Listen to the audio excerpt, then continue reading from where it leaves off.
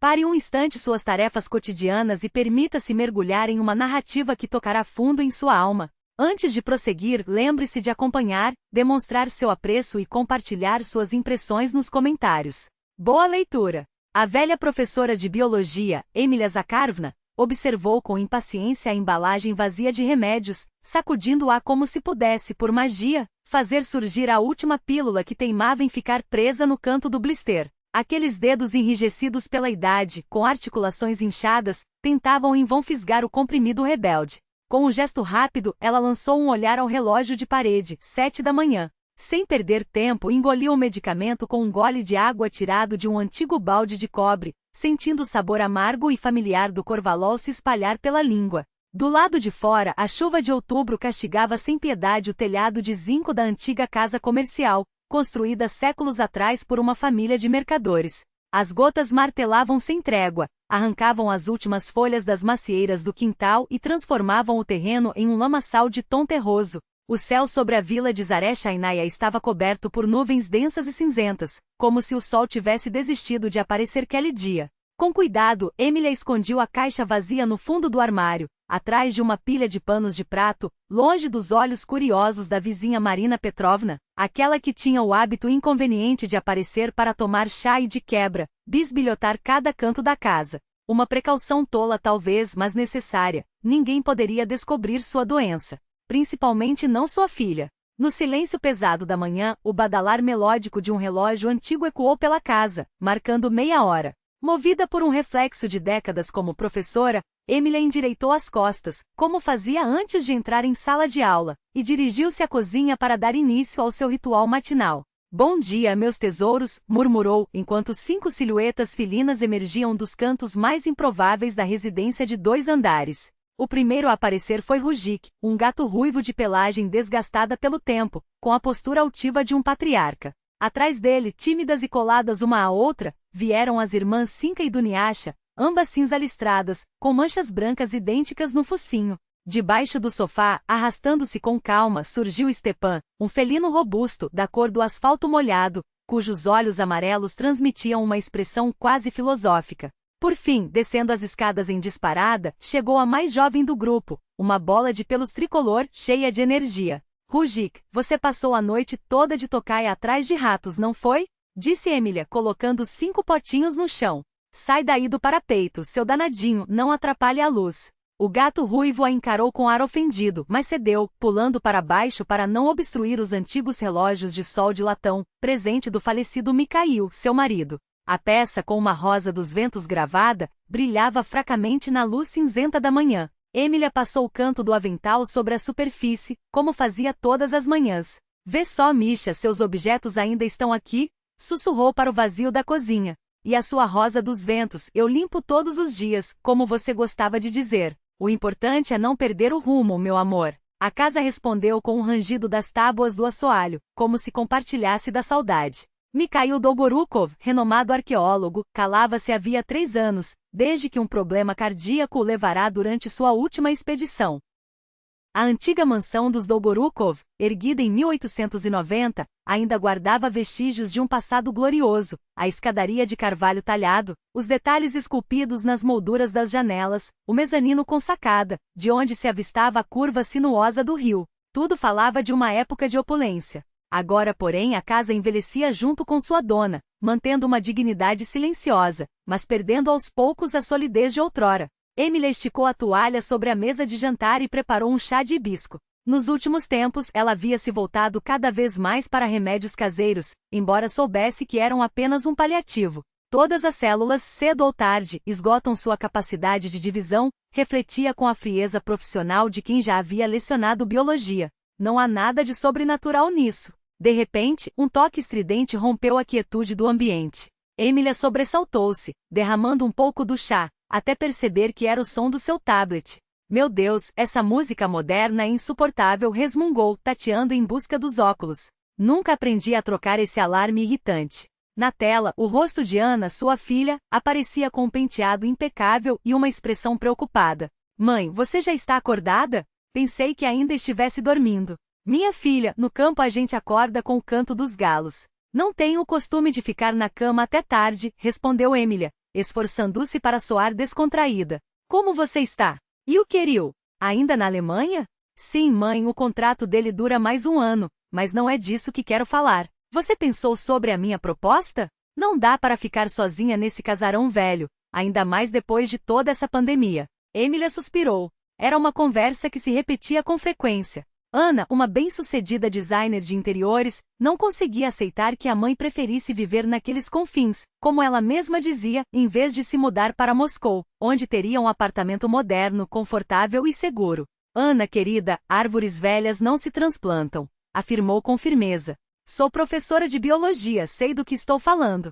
Mas, mãe, sem mas. Graças a você, tenho internet via satélite aqui. Tenho meus 5 gatos, vizinhos que ainda se lembram do seu pai jovem. E na sua Moscou? Selva de pedra, gente estranha. Não, obrigada. Ana revirou os olhos, como fazia desde criança quando não conseguia o que queria. Mãe, você tem 72 anos. Sozinha numa vila onde nem posto de saúde decente tem. Pense bem. Depois dessa pandemia, tudo piorou. Você ficou 2 semanas sem pão quando fecharam o mercado por quarentena. E sobrevivi muito bem com minhas reservas, retrucou Emília. Não precisei pedir nada a ninguém. Além disso, suas compras online não chegam até aqui, você mesma sabe.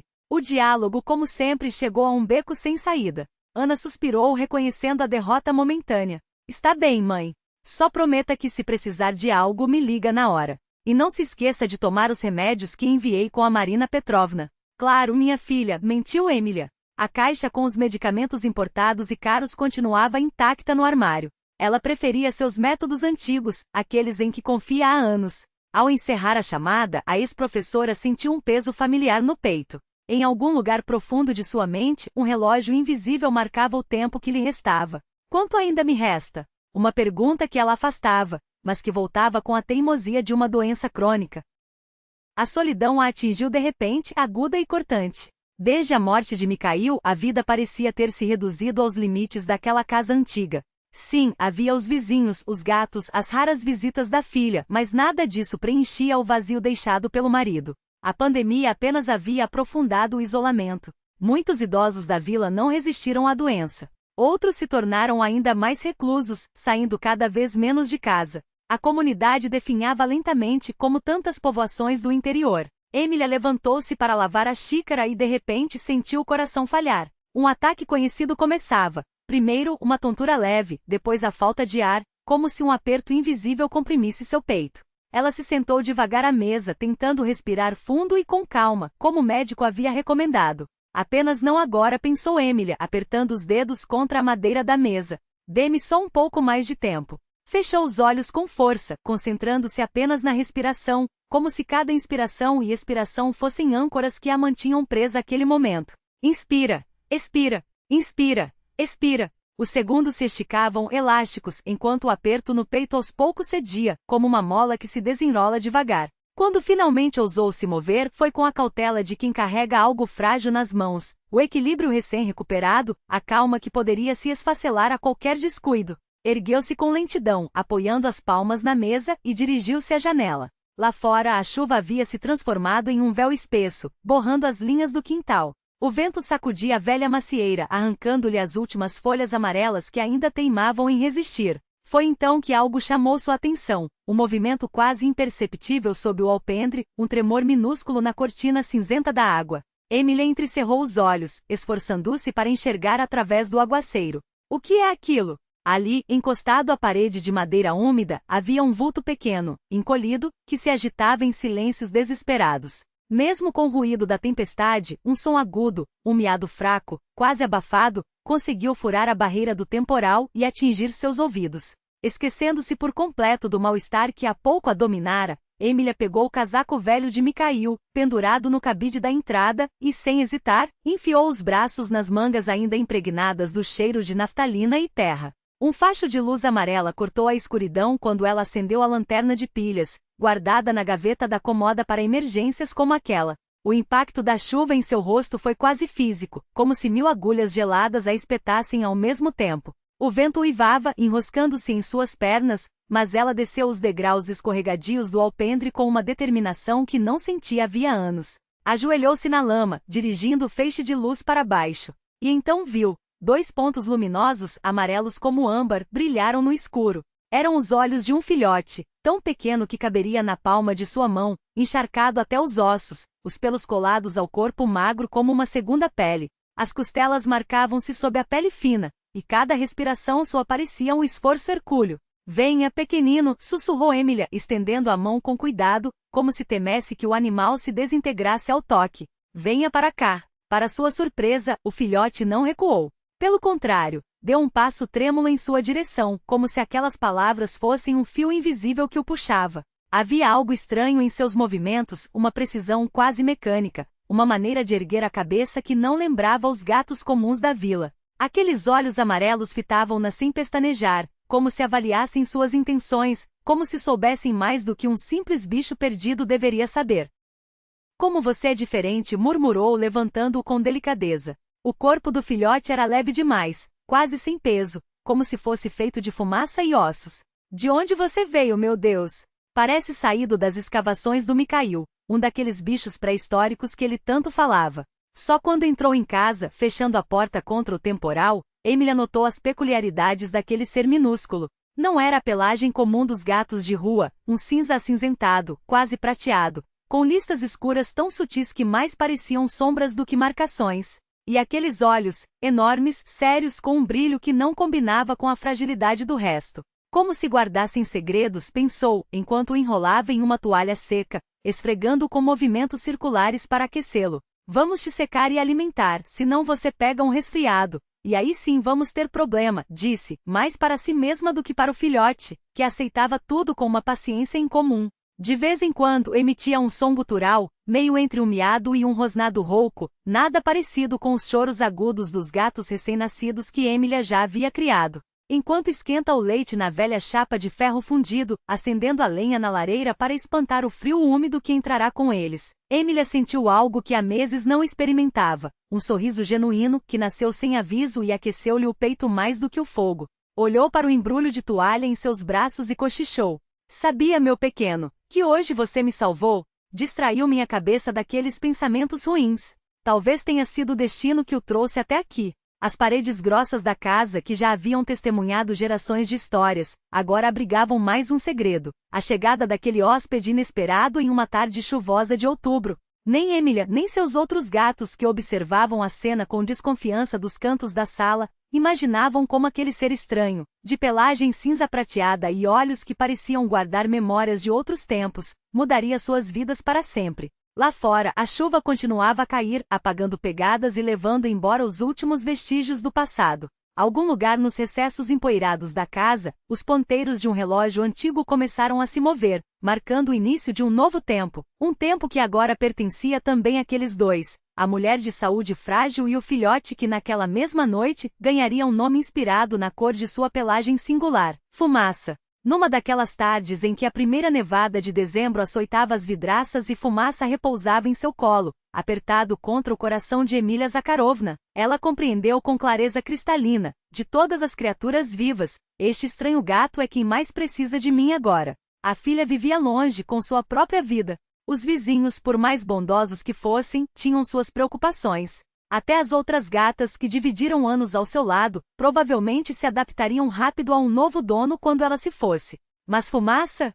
Seus olhos amarelos fitavam-na como se ela fosse o centro de seu universo, como se todo o calor do mundo estivesse concentrado naquelas mãos que acariciavam sua pelagem cinza azulada. Aquela devoração incondicional perfurou seu coração mais do que qualquer crise de saúde. Vamos nos aguentar juntos, pequenino? Sussurrou, sentindo os olhos ardendo com lágrimas contidas. Vovó Milá, posso tirá-lo em foto? Grisha, o neto de Fyodor Lukich, balançava-se de um pé para o outro na soleira da sala, segurando uma velha câmera Zenit de filme. Seu rosto magro, ainda desengonçado pela adolescência, transbordava uma timidez que contrastava com o entusiasmo nos olhos. Claro, Grishenka, anuiu Emilia Zakharovna. Só não sei se vai dar certo. Fumaça não gosta quando olham fixamente para ele, principalmente estranhos. Vou com jeito, prometeu o rapaz, avançando com cuidado. Seu avô diz que é um gato diferente, comentou, enquanto ajustava a lente. Que parece até selvagem. Emilia Zakharovna observava, com ternura, O garoto de 16 anos, magro, desajeitado, mas surpreendentemente delicado para a idade, se aproximar do felino, que se esticava no parapeito da janela. Ela o vira crescer, primeiro como filho do vizinho, depois como aluno. Fora sua professora de biologia no 5º e 6º anos, e agora, o único jovem da aldeia moribunda que ainda se interessava pela natureza. Ele se tornará uma espécie de discípulo. Acho que é uma espécie rara, murmurou Grisha, focando a objetiva em Fumaça. Olha a cabeça. Quadrada, orelhas baixas, cauda curta e grossa. Nada de doméstico. Clique do obturador. Fumaça virou o rosto. Seus olhos amarelos brilharam por um instante, capturando a luz do sol de inverno refletida na neve do lado de fora. Uau! Um catosaurus de verdade! Exclamou o rapaz, fazendo outro registro. Vovó Milá, posso voltar outras vezes para fotografá-lo? Quero acompanhar como ele cresce. Venha quando quiser, sorriu Emília Zakharovna. Só não use flash e evite encará-lo por muito tempo. Animais selvagens interpretam isso como ameaça. A senhora também acha que ele é selvagem? Os olhos de Grisha brilharam. Que espécie seria? Uma lince? Um gato dos pântanos? Ela hesitou. A ideia de que Fumaça pudesse ser um manu, um felino das estepes da Ásia Central, ganhava força a cada dia. Mas como explicar a presença daquele animal a milhares de quilômetros de seu habitat natural? A natureza está cheia de mistérios, Grisha respondeu por fim. Talvez seja uma espécie rara, ou uma mutação incomum. Quando revelar as fotos, mostre a sua professora de biologia. Será interessante ouvir a opinião dela. Uma semana depois, Grisha irrompeu pela porta da casa, mal tendo tempo de bater. Suas bochechas estavam vermelhas do frio, os olhos faiscando de excitação. Vovó Milá, anunciou sem fôlego. Mostrei as fotos para Svetlana Andreevna. Ela não acreditou no que viu. Emília Zakharovna, que acabará de superar mais uma crise, ergueu-se com esforço da poltrona. Fumaça, como sempre a seu lado, observou o garoto com cautela. E o que ela disse? Perguntou, tentando conter o tremor nas mãos. Ela disse, Grisha engoliu em seco, que em 40 anos de carreira nunca viu um gato assim.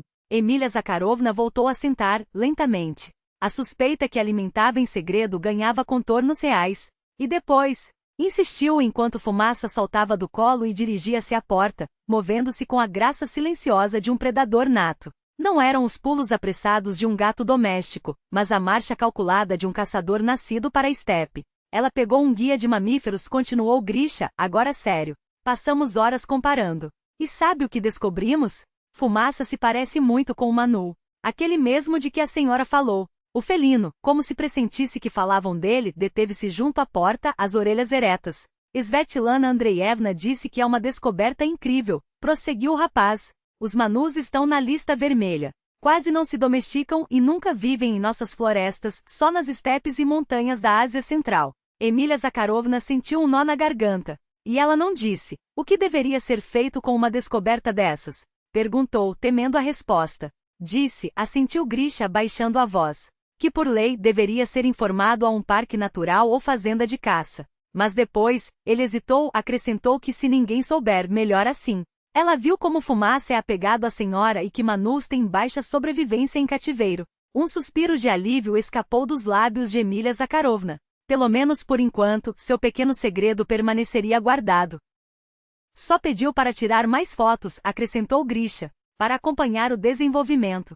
Para a ciência, claro. Para a ciência, repetiu ela com um sorriso cansado. Você é um verdadeiro pesquisador, Grisha. Seu avô deve se orgulhar. O vovô Fyodor diz que eu deveria aprender a ordenhar vacas em vez de ficar apontando câmera para gatos, riu o rapaz. Mas é só para me provocar. Ontem mesmo, ele olhava as fotos e balançava a cabeça. Disse que na juventude, caçadores em Transvolga viam gatos assim. Chamavam de tigres terrestres, porque cavavam tocas em vez de subir em árvores. Quando Grisha se foi, Emília Zakharovna permaneceu longa data junto à janela, observando os flocos de dezembro dançarem no ar. Amanhã seria Natal, depois o Ano Novo. Mais um ciclo do tempo. Quantos ainda lhe restavam? Fumaça pulou no parapeito e fixou o olhar nas snowflakes que caíam. Em seus olhos amarelos refletia-se o céu invernal. Um pequeno fragmento da estepe selvagem, milagrosamente parado em sua casa justamente quando mais precisava. Chegava o inverno de 2022. O primeiro de Fumaça entre quatro paredes, e talvez, o último de Emília Zakharovna na Terra. Mas ao olhar para aquele ser extraordinário, ela sentia uma estranha paz.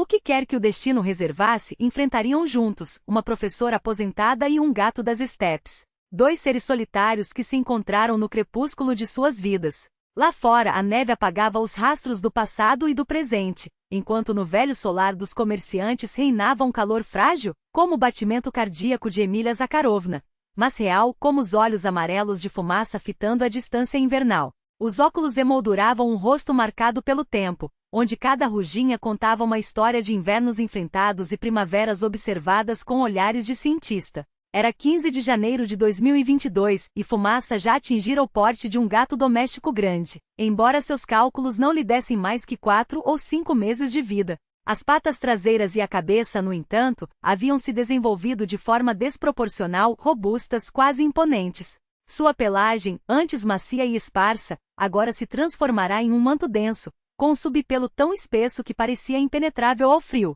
Uma adaptação clara, quase milagrosa, ao clima implacável daquelas terras. Mas não era apenas o corpo que o diferenciava.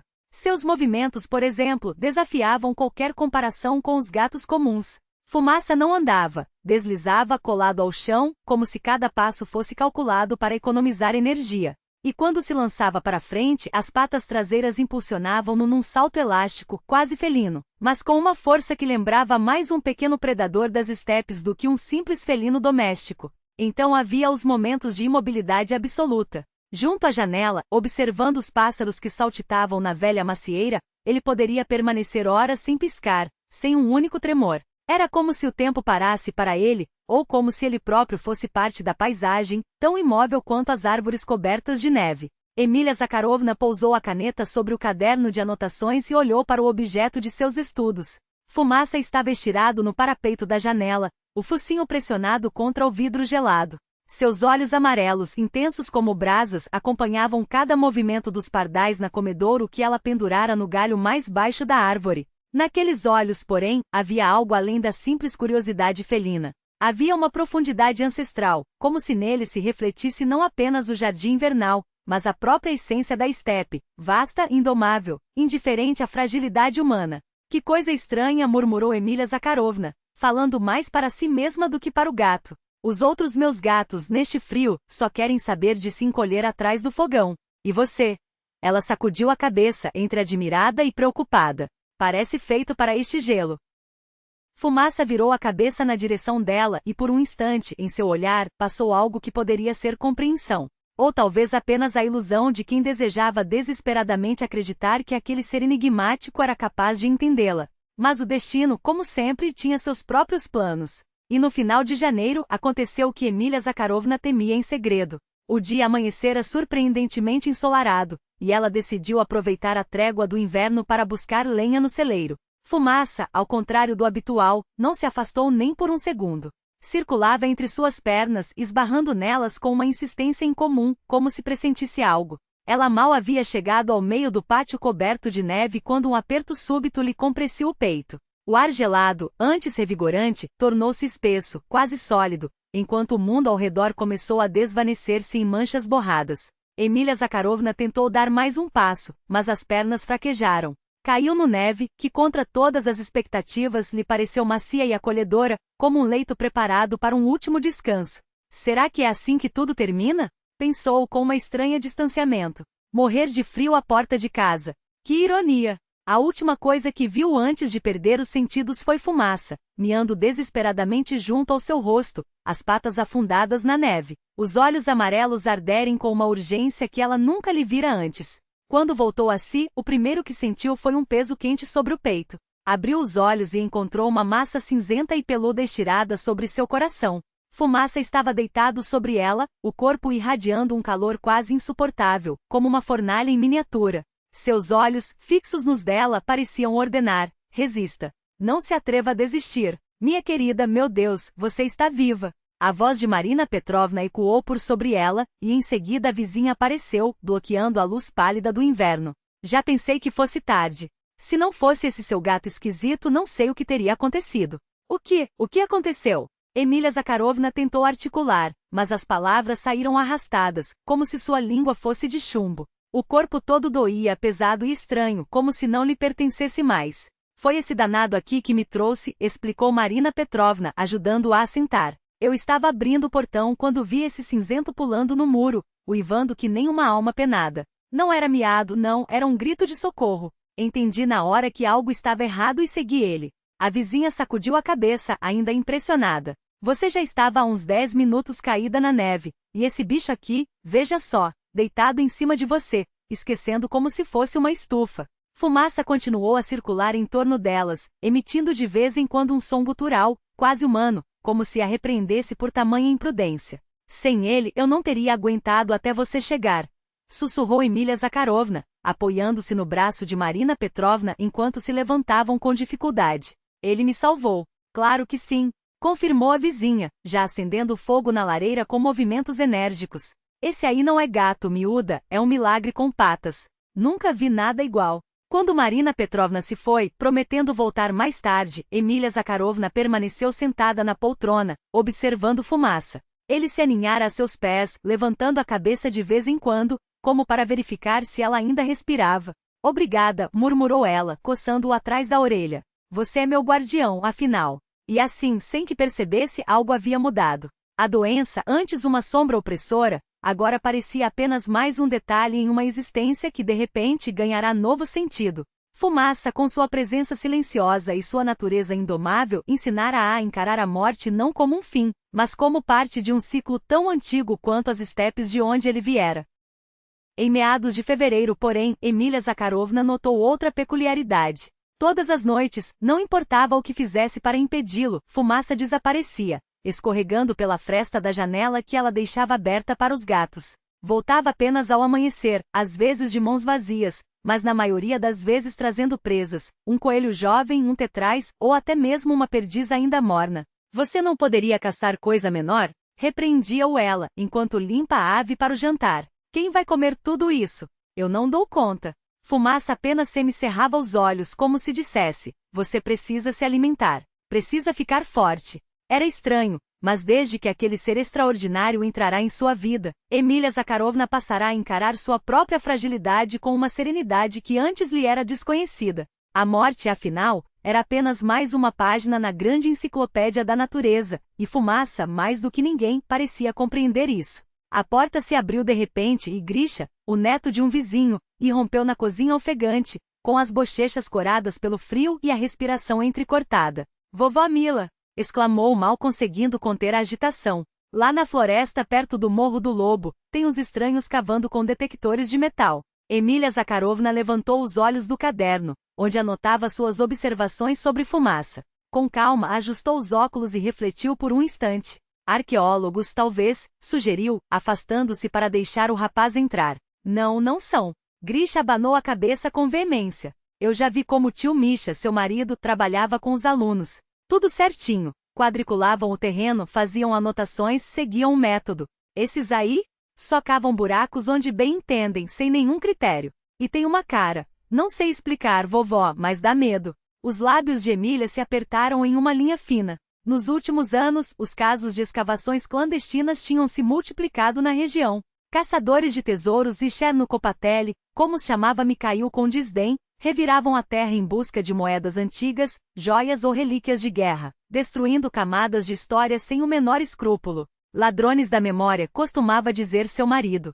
Você tirou fotos deles? Perguntou, já prevendo a resposta. Não deu tempo, Grisha baixou os olhos, envergonhado. Eles me viram. Um barbudo gritou para eu sumir dali. Fiquei com medo e corri. Mas tem uma barraca armada e um jipe preto, sem placa. Fumaça, que até então dormitava encolhido junto ao fogão, de repente erguido as orelhas. Seus olhos amarelos, antes semicerrados, agora brilhavam com uma atenção aguçada, como se cada palavra do rapaz fosse um fio condutor de algo que só ele conseguia pressentir. Com um movimento ágil, saltou da lareira e se aproximou dos dois, o rabo erguido em sinal de alerta. Você fez bem em sair de lá, Emília assentiu, acariciando distraidamente a cabeça do Manu. Gente dessa não se deve enfrentar sozinho. Mas precisamos avisar o delegado Stefanovich. Já falei pro meu avô. Grisha aliviou os ombros. Ele prometeu ligar. Quando o rapaz se foi, Emília voltou ao seu caderno. Folhear aquelas páginas era como revisitar os capítulos de uma história que só ela e Fumaça conheciam. Ali estavam as primeiras anotações, tímidas e cheias de interrogações, quando ainda não sabia se o filhote sobreviveria. Depois, os registros meticulosos de seu crescimento, o dia em que abriu os olhos, a primeira vez que rosnou para um corvo, a maneira como arqueava as costas ao pressentir uma de suas crises. A natureza criou entre nós um laço estranho, escreveu naquela noite, com a caneta deslizando suave sobre o papel, eu o salvei da morte, e agora ele me devolve o favor, salvando-me a cada dia.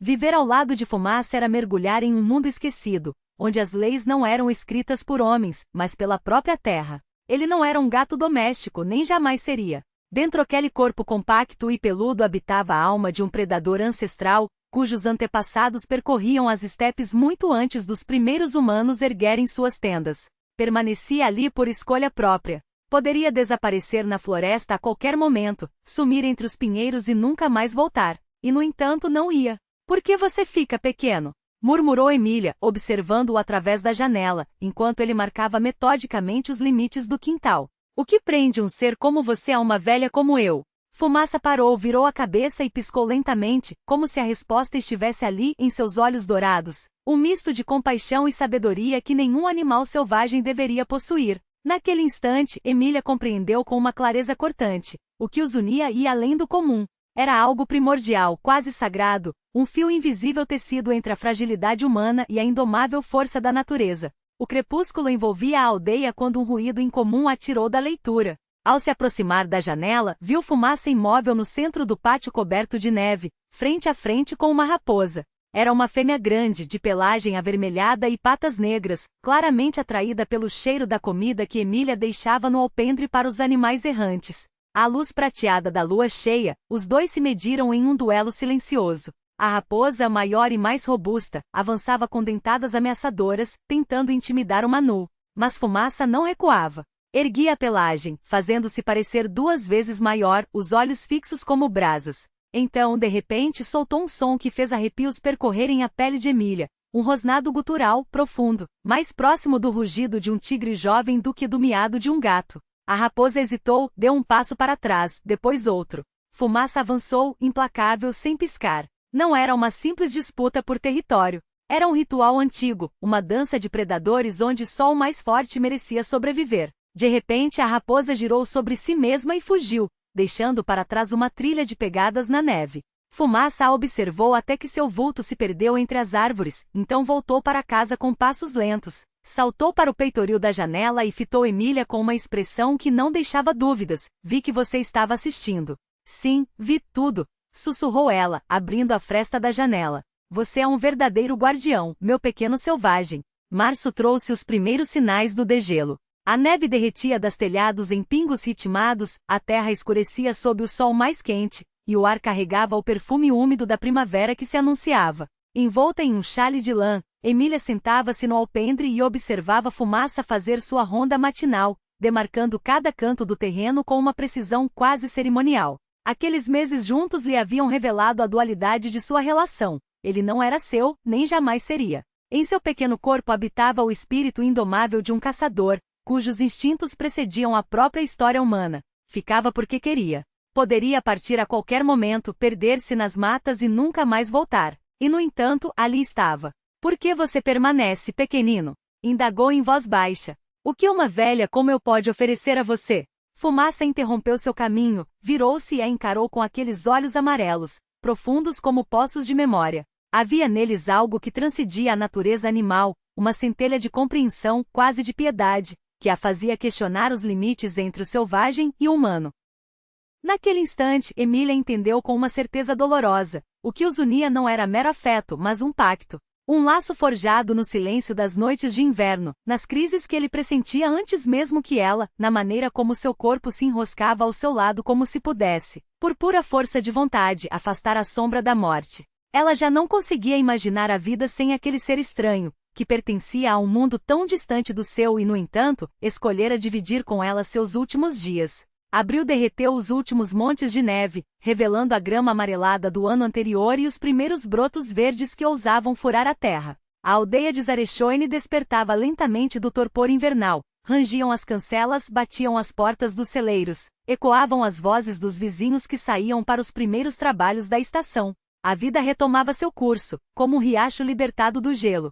Dentro da antiga casa dos comerciantes, Emília espalhava fotografias sobre a mesa de carvalho, imagens em preto e branco que contavam a história da família Dolgorukov. Mikhail jovem em suas primeiras escavações, os dois juntos à beira do Volga, e mais ao fundo, uma foto desbotada de seu sogro, Zakhar Dolgorukov, posando diante da casa com um grupo de pessoas desconhecidas. Ao lado das fotos, uma carta do arquivo regional chegada na véspera. Prezada Emília Zakharovna, em resposta à sua solicitação, informamos que os documentos sobre a família Dolgorukov foram de fato consultados por um pesquisador de nome Vemrachov, há 2 meses. Ele se apresentou como funcionário do Instituto do Patrimônio Cultural. No entanto, verificações posteriores não confirmaram seu vínculo com a instituição. Atenciosamente. Quem estaria interessado nessas velharias? Murmurou Emília, passando os dedos sobre o papel amarelado, enquanto Fumaça, enroscado em seu colo, observava com os olhos semicerrados, mas atento. Não são só caçadores de tesouros, são caçadores de nossa história, concluiu, acariciando a cabeça do Manu. Nos últimos meses, Fumaça tinha se tornado o senhor absoluto da propriedade. As outras gatas da vizinhança evitavam cruzar seu caminho, e até os cães mais corajosos da aldeia faziam um desvio largo ao passar pelo quintal dos Dolgorukov, depois de algumas escaramuças nada amigáveis com o gato selvagem. Seu corpo pequeno escondia uma ferocidade que poucos ousavam desafiar. Mas naquela manhã, uma inquietação persistente apertava o peito de Emília. Pressentia algo, como uma tempestade se formando no horizonte. Apressou a mão sobre o coração, sentindo o peso familiar da fadiga. O médico havia sido claro, sem ajuda especializada seu corpo não aguentaria por muito mais tempo. Enquanto isso, do outro lado da aldeia, em uma cabana de caça alugada apressadamente do guarda florestal, 2 homens se inclinavam sobre um mapa estendido em uma mesa instável. Victor Mrachov, magro com uma cicatriz que cortava sua face esquerda, bateu o dedo sobre um ponto específico. Segundo os arquivos, disse, com uma voz áspera de quem fumava demais, em 1918, quando começaram as expropriações, o comerciante Dolgorukov escondeu os bens da família, os valores em algum lugar dentro da propriedade. Moedas de ouro, talheres de prata, joias de família. Tudo isso passava de geração em geração como uma lenda familiar. E o que te faz pensar que o tesouro ainda não foi encontrado? Resmungou Andrei, apelidado de Javali, um homem corpulento de cabeça raspada com desconfiança no olhar. Em 100 anos. Mrachov assentiu em direção à pilha de papéis sobre a mesa. Cavoquei informações por 6 meses. Mikhail Dolgorukov, o último homem da família, professor de arqueologia, pouco antes de morrer solicitou permissão para escavações arqueológicas em sua própria propriedade. Motivo oficial: estudar a camada cultural do século X. Ele fez uma pausa irônica. Mas eu conheço esse tipo. Sempre disfarçam assuntos de família com conversa científica. E não conseguiu cavar? Javali coçou a careca. Morreu de ataque cardíaco há 3 anos, respondeu Mrachov seco. Verifiquei. Nenhuma escavação foi feita. Logo, o tesouro ainda está lá. Só precisamos descobrir onde e distrair a velha. Podíamos esperar ela sair, sugeriu Javali. Mrachov bufou com desprezo. Ela quase não sai de casa. Você mesmo viu. Vive com seus gatos, mexendo na horta. Vamos ter que partir para o plano B. 2 dias depois, Emília Zakharovna acordou com a sensação de que respirar havia se tornado uma luta. Cada inspiração doía, como se um aperto invisível esmagasse seu peito. Tentou se levantar, mas desabou de volta na cama, sufocada pela dor aguda. Dinka, que dormitava aos seus pés, pulou ao seu lado em um instante. Seus olhos amarelos, fixos nela, pareciam exigir: resista. Não aguento mais, pequenino, sussurrou Emília Zakharovna, com a voz falhando. Acho que é hora de ligar para Ana. Com um esforço sobre-humano, esticou a mão até o telefone na mesa de cabeceira. Ana, ao ouvir sua voz entrecortada, não perdeu tempo com perguntas. Mamãe, estou chamando a ambulância. Sem discussão. Segure firme, já estou saindo de Moscou. O que veio depois, Emília Zakharovna lembrou como um sonho confuso: a chegada da ambulância, os rostos preocupados dos paramédicos, a picada, a maca, o trajeto até o hospital do distrito. A última imagem antes de as portas se fecharem foi Dinka no alpendre, acompanhando-a com um olhar fixo, sem piscar. Não se preocupe com seus gatos, Emília Zakharovna, tranquilizou a Marina Petrovna, surgindo como que do nada. Eu cuido, dou comida. Melhore logo, acrescentou, enquanto a ambulância se afastava. Os 3 primeiros dias no hospital passaram em um estado de semi-inconsciência. Os médicos diagnosticaram um infarto massivo e, por milagre, salvaram a idosa. No quarto dia, ela recuperou a lucidez o suficiente para conversar com Ana, que velava ao seu lado. Como estão meus gatos? Foi sua primeira pergunta. Ana, com olheiras de noite sem dormir, ajustou os cabelos com nervosismo. Os gatos comuns estão bem. Marina Petrovna está cuidando. Hesitou, procurando palavras. Mas aquele seu gato selvagem fez uma pausa. Ele não deixa ninguém se aproximar. Fyodor Lukich diz que faz 3 dias que não come, fica no alpendre olhando para a estrada. Os vizinhos tentaram dar comida, mas ele rosna e ataca. Marina até tem medo de entrar em casa. Dinka, murmurou Emília Zakharovna, sentindo um nó na garganta. Ele está me esperando. Ana segurou sua mão. Os médicos dizem que você precisa ficar pelo menos 1 semana aqui, depois repouso absoluto. Já combinei. Vou levá-la para Moscou. Kiriusha liberou o escritório. Vamos adaptar um quarto para você. Emília Zakharovna balançou a cabeça. Não, Aneca. Volto para casa. Lá está minha vida, lá está. Calou-se, sem saber como explicar à filha seu vínculo com aquele gato indomável que Ana nem sequer conhecia. Mas mamãe, sem mas, disse Ana firme. Sem mas minha filha, retribuiu Emília Zakharovna, e em sua voz ecoou a autoridade de outrora, de quando era professora. Quando os médicos liberarem, volto para Zarechoy. E ponto final. Naquela noite, o vilarejo de Zarechoy foi palco de um incidente que se tornaria assunto por semanas. Por volta da meia-noite, 2 desconhecidos invadiam a casa dos Dolgorukov pela porta dos fundos. Seu alvo era o porão, onde, segundo documentos de arquivo, ficava a despensa da família de comerciantes. Tem que ter uma porta secreta aqui, sussurrou Mrachou, passando a lanterna pelas paredes úmidas. Todos os comerciantes tinham esconderijos para roubos ou revoluções. E essas malditas gatas não vão nos devorar? Resmungou Javali, arrepiando os ombros. Ouça como chiavam. As 5 gatas domésticas de fato se amontoavam em um canto, silvando com hostilidade, mas sem ousar se aproximar. O 6º habitante da casa, no entanto, só se revelou quando um rugido gutural ecoou atrás deles. Dinka estava no alto da escada que levava ao porão.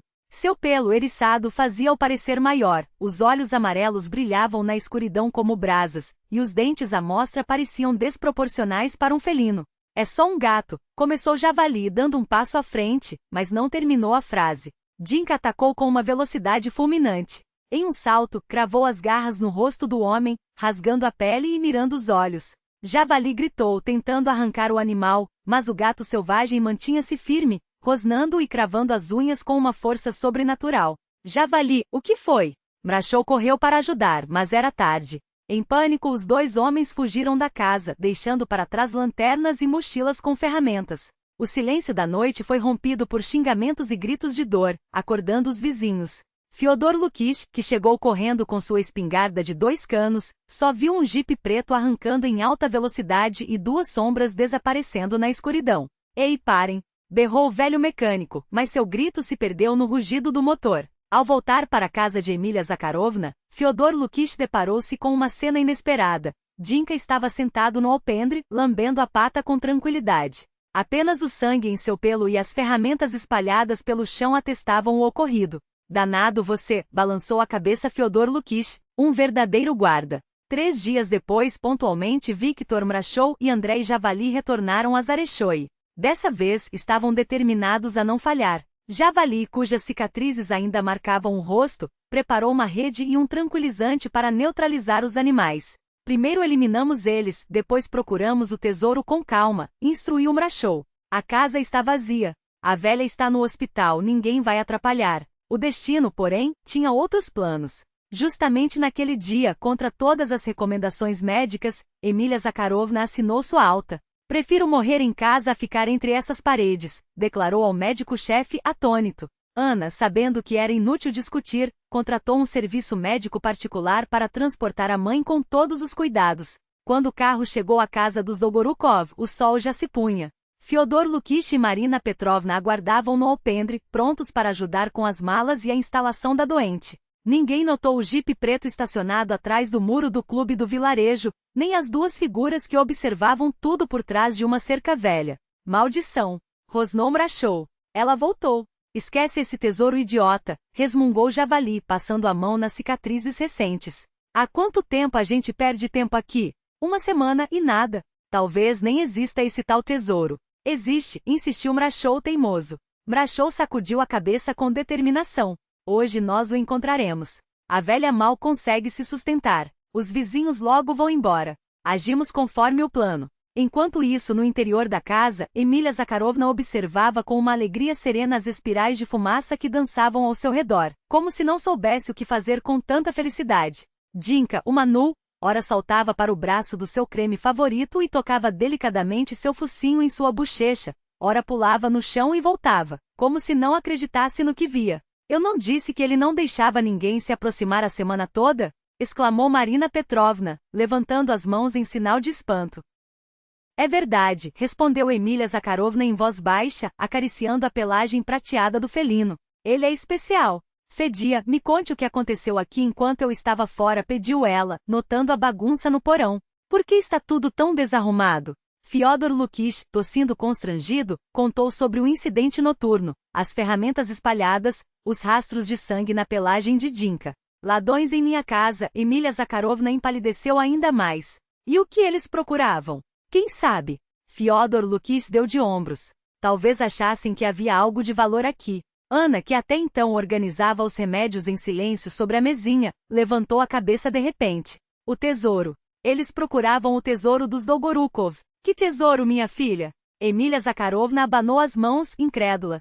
Você sabe muito bem que essa história do comerciante que escondeu o ouro dos bolcheviques não passa de uma lenda de família. Seu pai mesmo dizia que não havia nenhuma prova. Mas e aqueles Chorny e Kopatelli sobre os quais o Grisha falou? Fyodor Lukich franziu a testa. Eles apareceram pouco antes de você adoecer. Talvez. O diálogo foi interrompido por uma batida na porta. No batente estava o jovem sargento Stepanov, o policial local, chamado por Fyodor Lukich após o incidente noturno. Emília Zakharovna, peço desculpas pelo incômodo, começou ele, entrando na casa. Os protocolos, os depoimentos e os relatos dos vizinhos consumiram quase uma hora. Quando o policial finalmente se retirou, Emília Zakharovna sentiu-se completamente esgotada. Ania, preciso descansar, sussurrou. Vamos, eu fico com você, ofereceu Ana. Não, recusou a mãe. Vá para a pousada, descanse. Amanhã você tem uma longa viagem de volta a Moscou. Eu ficarei bem. O Fyodor prometeu passar aqui antes de dormir, e o Dinka está comigo. Após muitas insistências, todos se retiraram, deixando Emília Zakharovna sozinha na casa silenciosa. As sombras da tarde se esticavam, preenchendo os cantos das salas antigas. Ela olhava pela janela para o dia que se apagava e refletia sobre os estranhos caprichos do destino que a haviam levado até aquele momento, a casa velha, guardiã de memórias de gerações, a doença que contava seus últimos meses, e aquele ser extraordinário, surgido como se viesse de outro mundo para amenizar sua solidão. Dinka dormitava a seus pés, mas suas orelhas atentas se ergueram de repente, e seu corpo ficou tenso. O Manu levantou a cabeça, escutando o silêncio da noite. Algo o havia alertado. O que foi, pequeno? Sussurrou Emília Zakharovna, inclinando-se para ele. A resposta veio na forma de um leve rangido no assoalho da sala ao fundo. Alguém estava na casa. O coração dela se apertou de medo. Dinka saltou do creme e deslizou sem ruído em direção ao corredor, de onde vinha o som. No instante seguinte, o silêncio foi rompido por um uivo furioso do felino, seguido pelo grito de dor de um homem. Droga, atire nele! Ordenou uma voz desconhecida. Emília Zakharovna, vencendo a fraqueza, levantou-se do creme e agarrou um pesado castiçal, a única coisa que poderia servir como arma. No corredor, viam-se sombras em movimento, ouvia-se a confusão de uma luta. Dinka atacava com uma fúria inacreditável dois homens que tentavam avançar pela casa. Polícia! Gritou Emília Zakharovna, discando o número do posto local. Socorro! Os eventos se sucediam em uma velocidade vertiginosa. Mrachou, defendendo-se dos golpes do Manu, sacou uma faca. A lâmina brilhou na penumbra, mas Dinka foi mais rápido. Cravou as garras na mão do ladrão, fazendo-o soltar a arma. Javali, tentando acertar o gato com um pedaço de madeira, errou o alvo e atingiu o próprio companheiro. Aproveitando a confusão, Dinka saltou sobre as costas de Javali e começou a dilacerar suas roupas com as garras, mirando o pescoço. Gritos, pragas, o estalo de vidro quebrado. Tudo se misturava em um caos de sons. Emília Zakharovna, parada na porta, via apenas um borrão de sombras e um clarão cinzento, que parecia ser Dinka, saltando de um agressor para outro. De repente Mrachou puxou um revólver. Agora eu acabo com essa. O disparo ecoou ensurdecedor no espaço fechado do corredor. A bala cravou-se no teto. No momento do tiro, Dinka havia se lançado sobre o pulso de Mrachou, fazendo sua mão tremer para cima. Larga tudo, vamos embora. Berrou Javali, sendo o primeiro a correr para a saída. Mrachou, pressionando a mão ensanguentada, seguiu, mas na porta foi recebido pela coronha da espingarda de Fyodor Lukich, que chegará atraído pelo barulho. Alto! Canalhas! Trovejou o velho mecânico, apontando a arma de 2 canos para os intrusos. O Stepanov já está a caminho. Dinka, ensanguentado mas ileso, correu para Emília Zakharovna. Ela afundou lentamente no chão, pressionando a mão contra o peito. O coração, já debilitado pela doença, não resistira ao susto. Manchas escuras dançavam diante de seus olhos, e a respiração falhava, como se uma mão invisível lhe apertasse a garganta. Dinka, sussurrou, estendendo a mão trêmula. O Manu, como se compreendesse a gravidade da situação, encostou-se nela com todo o corpo. Sua pelagem estava úmida de sangue, seu e alheio, mas seus olhos amarelos brilhavam claros e determinados. Neles lia-se uma única mensagem: aguente firme. O uivo da sirene anunciou a chegada da polícia e da ambulância. Fyodor Lukich, sem baixar a espingarda, vigiava os ladrões amarrados, enquanto Marina Petrovna, que chegara correndo, cuidava de Emília Zakharovna, aplicando um pano úmido em suas têmporas. Milosha, segure-se. Os médicos já estão chegando. Tudo vai ficar bem. Meia hora depois, a confusão se acalmou. Os ladrões foram levados para a delegacia do distrito, e a equipe de emergência prestou os primeiros socorros a Emília Zakharovna. O médico insistiu na internação, mas ela recusou categoricamente. Não vou a lugar nenhum, declarou com firmeza. Tive um dia difícil. Preciso de descanso. Vou ficar bem. Durante toda a noite, Dinka não se afastou um só instante da cama de Emília Zakharovna. Deitado ao seu lado, pressionado contra seu flanco, seu roronar ritmado, como o zumbido de um pequeno motor, a acalmava e lhe dava uma sensação de proteção. Pouco antes do amanhecer, quando os primeiros raios de sol tingiram o horizonte de um rosa delicado, Emília Zakharovna acordou com uma estranha sensação. Seu coração batia regularmente sem o peso habitual. Pela primeira vez em muito tempo não sentia dor, mas paz e serenidade. Sabe, Dinka, sussurrou, olhando nos olhos amarelos do Manu, talvez não tenhamos muito tempo juntos, mas cada minuto, cada dia ao seu lado é um presente do destino. O felino piscou como se concordasse e lambeu sua mão com a língua áspera, ponto que aquele gesto continha mais amor e lealdade do que qualquer palavra humana poderia expressar. A manhã de junho amanheceu excepcionalmente clara. O sol, mal surgindo sobre os telhados, banhava o jardim de Emília Zakharovna com uma luz dourada, transformando as gotas de orvalho na grama em um espalhado de minúsculos diamantes. Na varanda da antiga casa comercial, 3 pessoas estavam sentadas. A própria dona da casa. Leve tremor nas mãos, mas com a postura ereta e inabalável que sempre a caracterizou. Ao seu lado, Ana, que havia chegado de Moscou para passar o final de semana, observava a cena com uma mistura de curiosidade e preocupação. E completando o trio, um homem de meia-idade de óculos com armação fina, cujo olhar atento analisava as fotografias que Grisha havia tirado do misterioso felino. Inacreditável, murmurou o visitante, passando os dedos sobre as imagens. Uma nude palas na faixa florestal da Rússia Central. Isso é uma sensação científica, Emília Zakharovna. Oleg Nikolaevich Belial, veterinário e candidato a ciências veterinárias do Centro Regional, havia viajado especialmente a pedido da professora de biologia local para examinar o incomum animal de estimação. Enquanto conversavam, Dinka permanecia sentado no parapeito da janela aberta, observando o estranho com desconfiança. Seus olhos amarelos não perdiam um único movimento do visitante, como se avaliassem cada gesto com a prudência de um caçador experiente. Mas como ele parou aqui? Indagou o veterinário intrigado. Seu habitat natural são as estepes e semidesertos da Ásia Central, Mongólia, Cazaquistão, sul da Sibéria. Até nós a milhares de quilômetros de distância. Só podemos especular, respondeu Emília Zakharovna, encolhendo os ombros.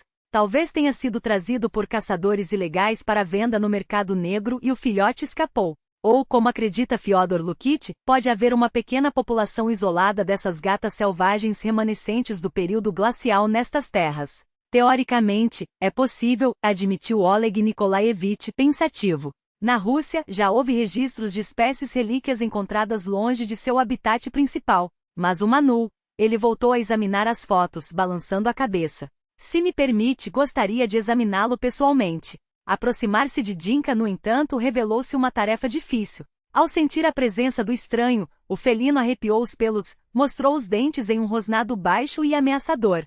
Só após longas palavras calmantes de Emília Zakharovna é que permitiu que o veterinário se aproximasse ainda assim, sem deixar que o tocassem, recuando e chiando a cada tentativa. Comportamento típico de um animal selvagem, constatou Oleg Nikolaevich. O que é ainda mais surpreendente é a maneira como ele se relaciona com a senhora. Manuais são praticamente impossíveis de domesticar. Mesmo os nascidos em cativeiro permanecem selvagens até o fim da vida. Ana, que até então observava tudo em silêncio, finalmente interrompeu. E agora? O que faremos com ele? Perguntou, olhando para a mãe. Você não pode cuidar de um animal assim, mamãe. Seu coração. Emília Zakharovna lançou à filha um olhar advertidor, mas já era tarde. Se esse animal for realmente um Manu, declarou o veterinário, com gravidade, ele deve ser entregue a um criadouro especializado ou a uma reserva natural. A espécie está na lista vermelha como vulnerável, e sua posse por particulares é proibida por lei. Um silêncio pesado pairou sobre a varanda. Dinka, como se pressentisse que falavam sobre seu destino, saltou do parapeito e aproximou-se de Emília Zakharovna, encostando-se em suas pernas. Mas você está vendo, Oleg Nikolaevich, disse ela, acariciando a pelagem prateada do felino. Ele me escolheu. Mesmo assim, insistiu o veterinário, ele pertence à natureza. Em um santuário terá condições o mais próximo possível de seu habitat natural. Cada indivíduo dessa espécie é precioso. Mamãe, talvez Oleg Nikolaevich esteja certo, arriscou Ana com cautela. Dinka estaria melhor com outros de sua espécie. Emília Zakharovna permaneceu calada, fitando seu companheiro. Os olhos de Dinka, âmbar e profundos com pupilas verticais, pareciam fazer-lhe uma pergunta silenciosa. Em seu olhar havia uma sabedoria ancestral, quase humana, mas também algo íntimo, uma conexão que só ela conseguia decifrar. Vou pensar, disse por fim. Me dê tempo. Quando o veterinário se despediu, deixando seu cartão e a promessa de retornar em uma semana, Emília Zakharovna permaneceu sentada na varanda por longo tempo, observando o caminho do jardim onde ainda se viam as pegadas do visitante. Ao seu lado, encolhido em uma bola prateada, Dinka reagia a cada um de seus suspiros, como se compartilhasse o peso de suas dúvidas. O que farei com você, meu guardião? Sussurrou ela, passando os dedos pela pelagem macia. Como agir da maneira certa? Naquele dia de junho, ela ainda não tinha resposta. Mas, no fundo da alma, sabia que o momento da decisão se aproximava, implacável. O testamento de Fyodor Lukich deixara claro, a propriedade seria herdada pelas filhas com a condição de preservarem o jardim e cuidarem das gatas comuns que ali viviam. As modestas economias foram divididas entre Ana e Grisha, o neto de Fyodor, para que este pudesse se formar em biologia, não qualquer biologia, mas aquela que o tornaria um verdadeiro biólogo, como dizia o velho com orgulho.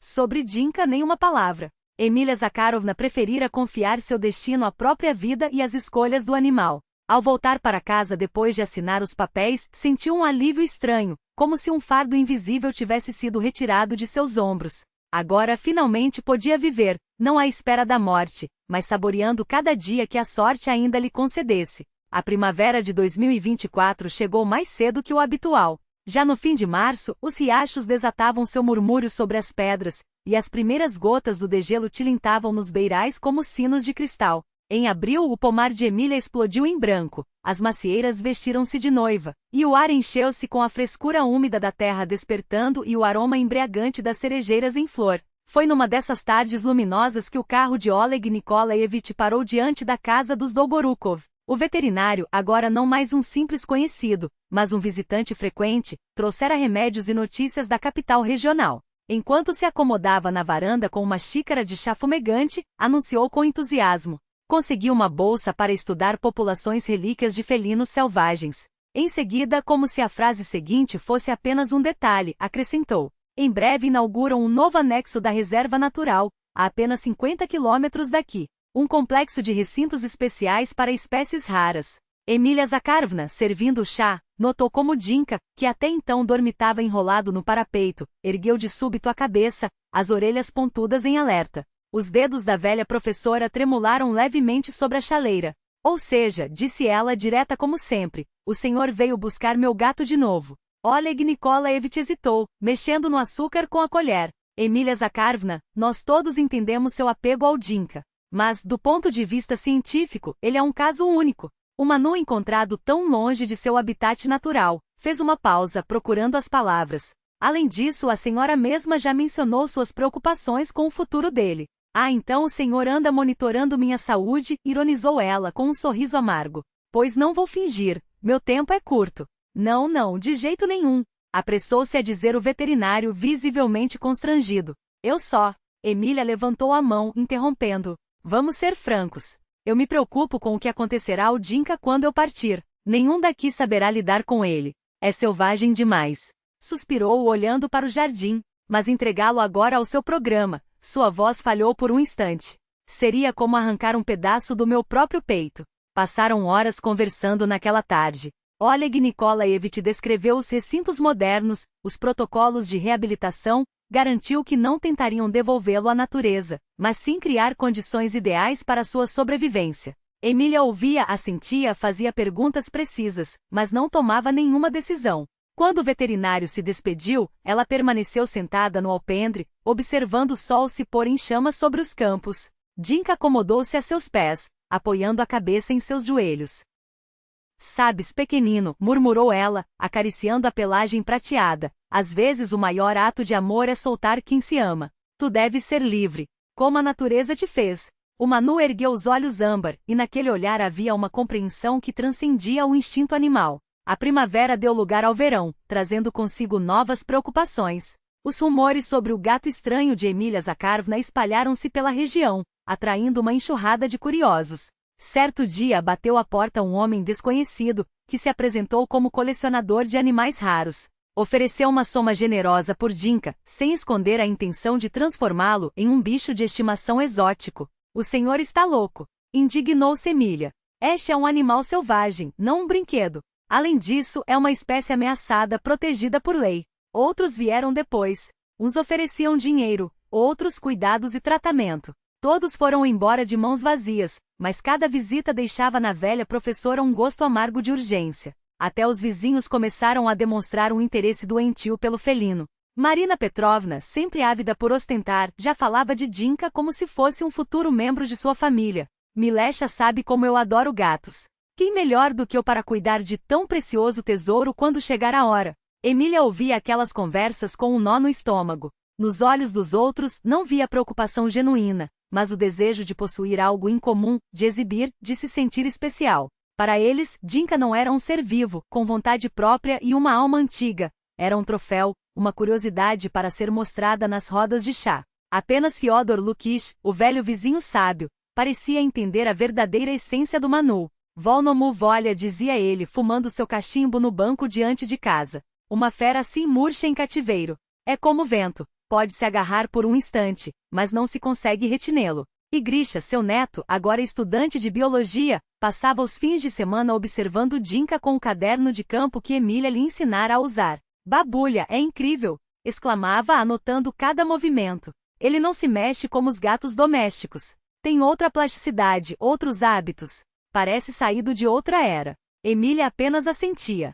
Ela própria já percebera, há muito, que em cada gesto de Dinka transparecia sua natureza primordial. Mesmo após anos sob um teto humano, ele permanecia uma criatura das estepes e das florestas, um hóspede temporário de um mundo cujas regras não eram as suas. Agosto de 2024 foi abrasador. O sol caía a prumo, queimando a grama até transformá-la em palha seca, e o ar tremeluzia como sobre brasas. Nos dias mais quentes, Dinka refugiava-se no porão fresco ou no sótão, só emergindo ao anoitecer, quando o calor arrefecia. Numa dessas tardes, Emília sentava-se na varanda, observando o crepúsculo pintar o céu de laranja-sangue. O Manu estirava-se ao seu lado, sobre os corrimãos, oferecendo à pelagem a brisa vespertina. O único som era o canto dos grilos e, ao longe, as risadas das crianças dos vizinhos. De repente, Dinka tensionou-se. As orelhas achataram-se contra a cabeça e seus olhos fixaram-se na linha do bosque.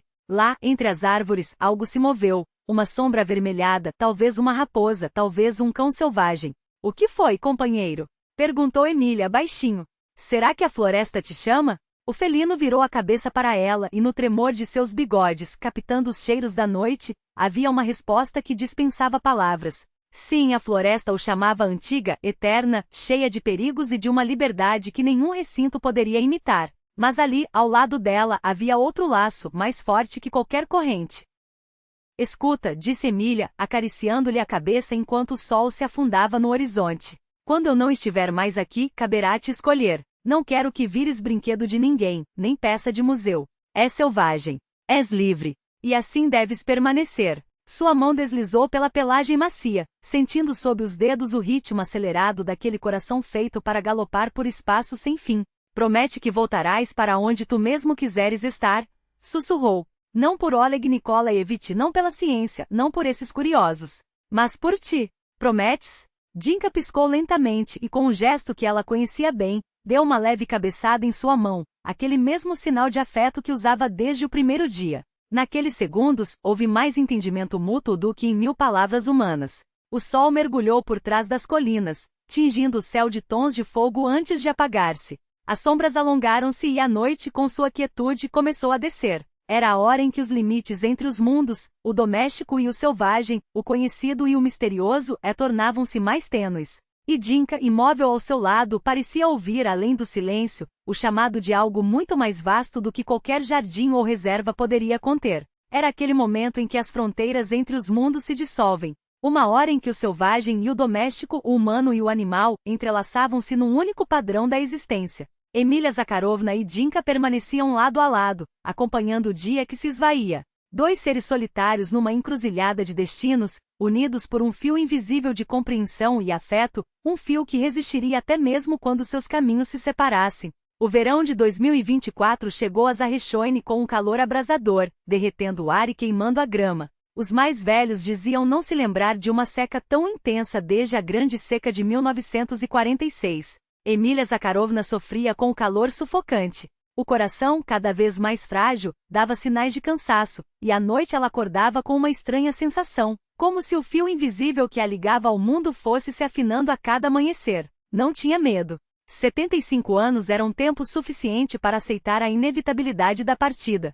O que a inquietava era outra coisa. O que seria de Dinka quando ela não estivesse mais ali? Quem compreenderia sua natureza dupla, nem doméstica nem selvagem? Quem o aceitaria como ele era? Num daqueles dias de julho, especialmente quentes e opressivos, Emília Zakharovna sentiu a proximidade do inevitável. Sentada na varanda com o tricô nas mãos, percebeu com clareza que lhe restava pouco tempo, talvez semanas, talvez dias. O corpo, desgastado pela doença e pelos anos, enviava sinais inconfundíveis. Dinka deitava-se ao seu lado sobre um velho banco de vime. Sua pelagem espessa, apesar do calor, mantinha-se luxuriante, como se a natureza o tivesse moldado para as estepes áridas, onde as temperaturas oscilam entre extremos. Ele entreabriu um olho, fitou-a, e naquele olhar havia compreensão. É isso, meu guardião, murmurou Emília Zakharovna, pousando o tricô. Sentes?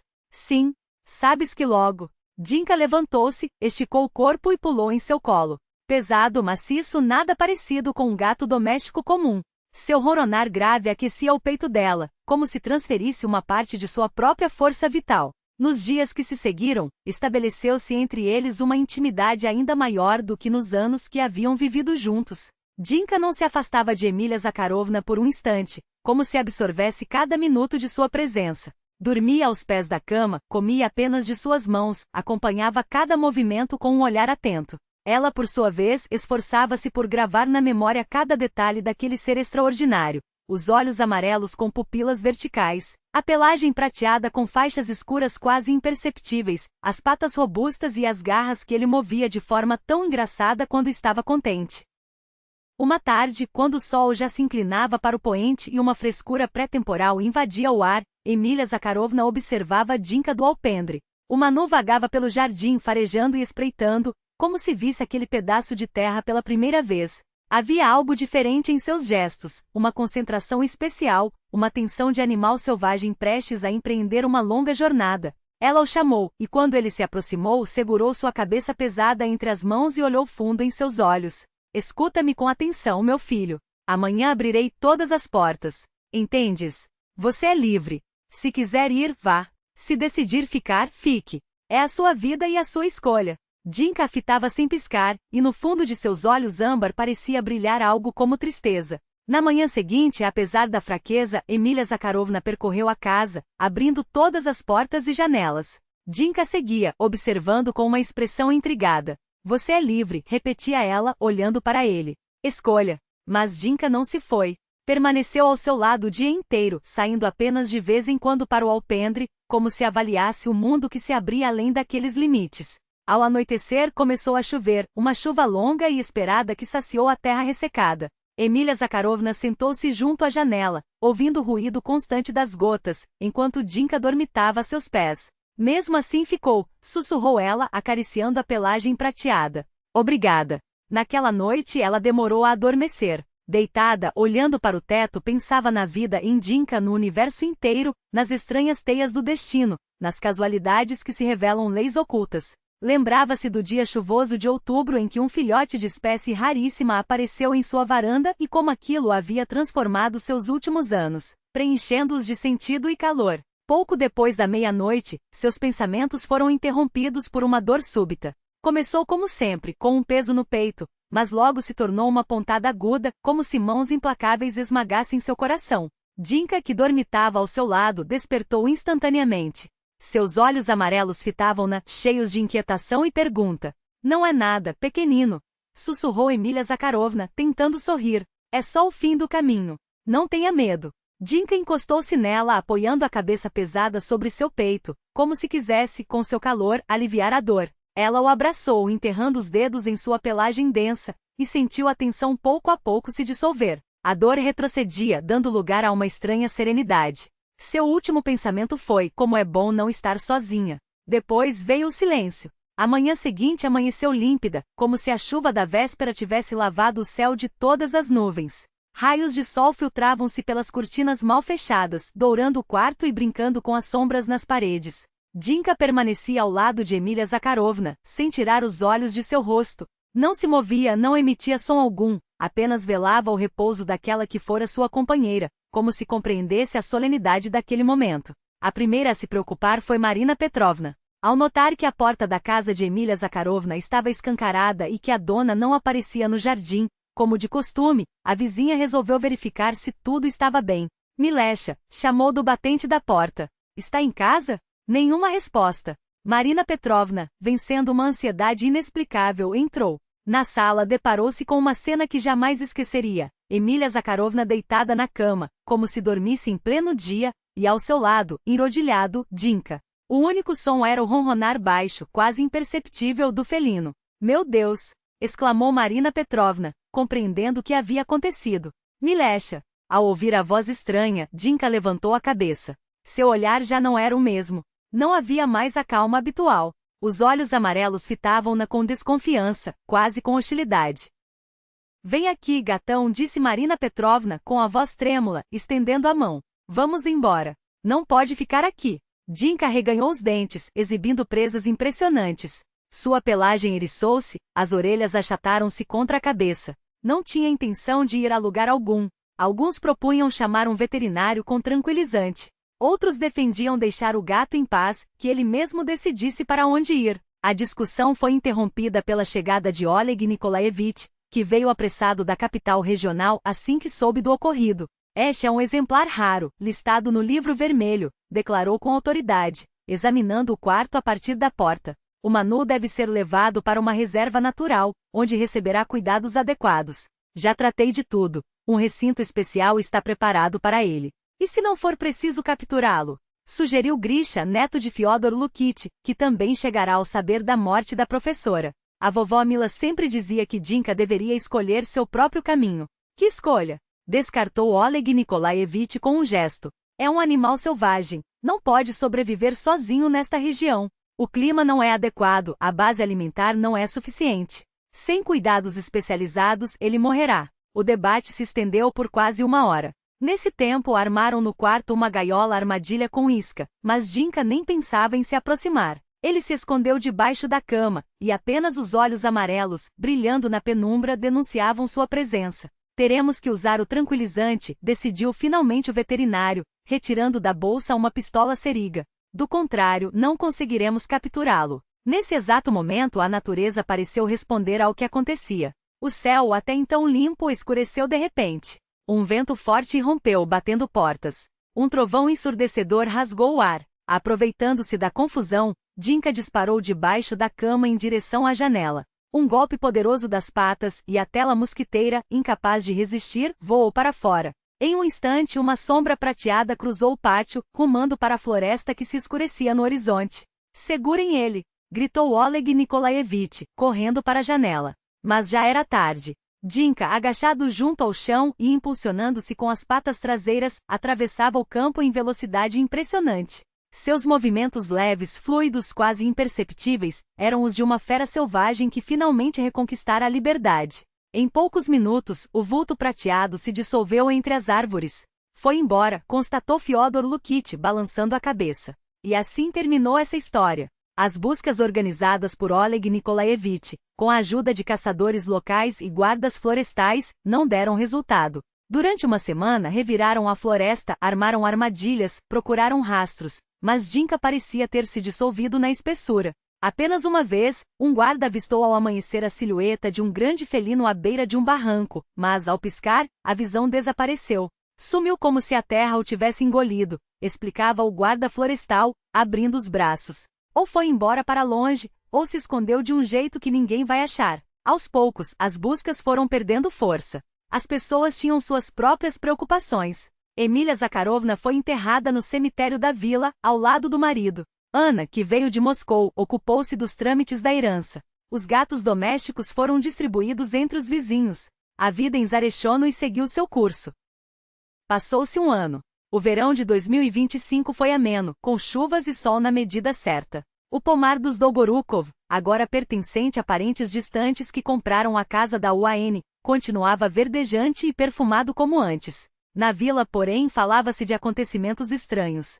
Galinhas desapareciam dos galinheiros, pescadores encontravam na margem do rio pegadas de um animal grande, diferentes das de cães ou raposas. Às vezes, à noite, na borda da floresta, brilhavam olhos amarelos refletindo a luz da lua. "É o Dinka", afirmava Fyodor Lukitch, sentado em seu banco em frente à casa.